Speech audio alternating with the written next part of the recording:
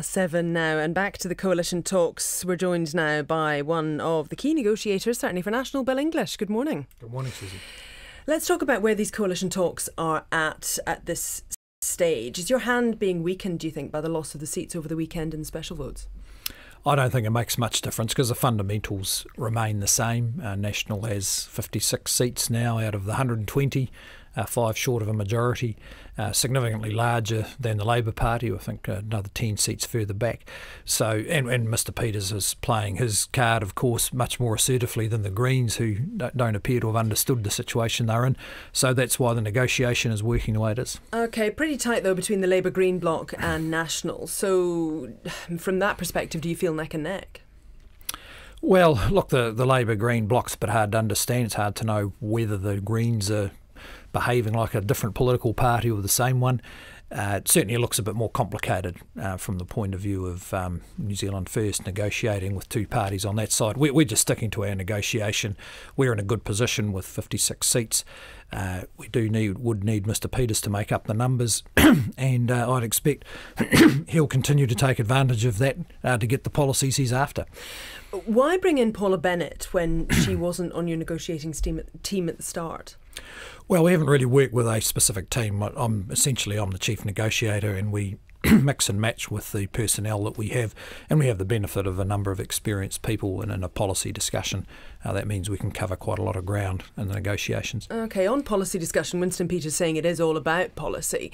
So is he driving a pretty hard bargain then? Well, you'd expect him to drive a hard bargain. That's the nature of the negotiation. And he's had a range of pretty well-established interests over the years, which you'd expect to be reflected in the discussion. Yeah, on that, what kind of concessions is he seeking? I mean, for example, have you agreed, or is there discussion around not raising the age of super? Well, I'm not going to be discussing any of the content of the negotiations, but I don't think the content of it would be too surprising to people. OK, but on that score, you did have a specific policy you did campaign on. You gave Labour a hard time when Jacinda Ardern was saying that no, the age was not going to rise over 65. So is that something you're going to do a U-turn on? Are you going to walk back? Well, we have we made a whole series of announcements this year. We have a comprehensive program.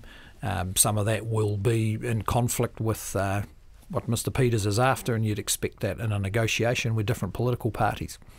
But is it something that you're going to be prepared to give up, or you're going to have to give up to do the deal? Well, I'm not going to be commenting on any of the content, but you would expect that National and New Zealand First will have different views about a number of things, and a negotiation is the product of the result the voters have given us. In that negotiation, we have 44.5% of the vote. Mr Peters has 7 or 8, and you'd expect that weight to be reflected in how it turns out. OK, you're saying you're not going to talk about any of the content, but nonetheless people will be thinking, what about immigration? Is that something that you're going to have to look to curb?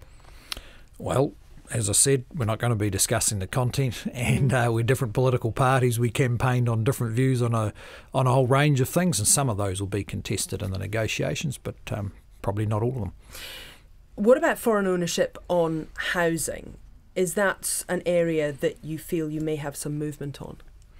Well, again, I can only make the same comment as I've already made. Mr Peters has a set of well understood positions. We have had a set of positions. We've been a government. We campaigned on a new program, and the negotiations will just work their way through where the common ground is, of course where there's differences. But these areas are areas that are being talked about, is that right?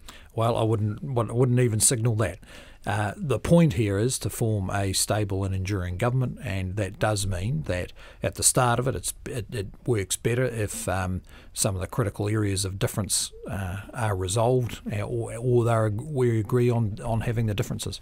The ministerial positions is not one that has been canvassed at this stage, as I understand it. Does that mean that this is a confidence and supply deal that's being edged towards? Well, again, I wouldn't want to prejudge that, but certainly to have a stable and enduring government, you need to have a group of parties who can demonstrate they've got a majority of the parliament, or some arrangement that ensures a majority around confidence and supply. So would a confidence and supply situation be one you were happy with? Well, look, these terms can be used pretty loosely.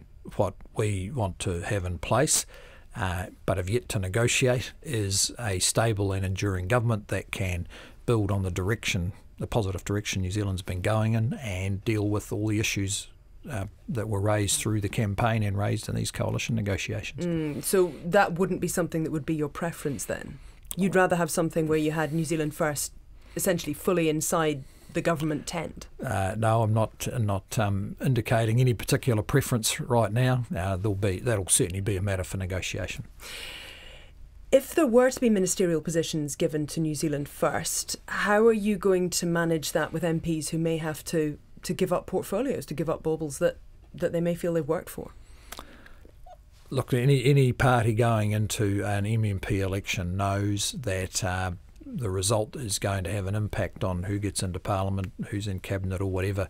I have the good fortune to lead a pretty strong team of people with plenty of talent and capacity, and arrangements for the executive will be a product of the negotiations, but they'll be different than they were before. Okay, so how confident are you there's going to be a deal done by Thursday? Well, Mr. Peters is committed to a fairly, pretty intensive round of negotiations with a view to having some kind of decision by Thursday. That's a big ask for New Zealand First. They're a small party. They've got to essentially, in the end, conduct 2 lots of negotiations on one side and 1 lot on our side.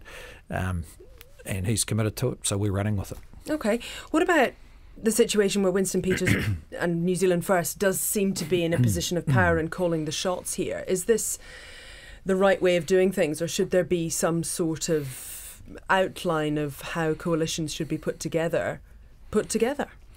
Well, it's our New Zealand way of doing things, and in this election, it's I think the distinguishing feature of it this time is that the Greens have decided effectively not to play much of a part, or it appears that way. It's pretty hard to tell, even though they could have done so. They've kind of opted out. So New Zealand First taking full advantage of that. That's how the numbers fell. But again, it's not an unconstrained process. The voters turned up to the election. That matters. It's not just that the parties turn up to negotiations. And the voters had an opportunity, an intensive campaign to signal clearly they wanted a change of government.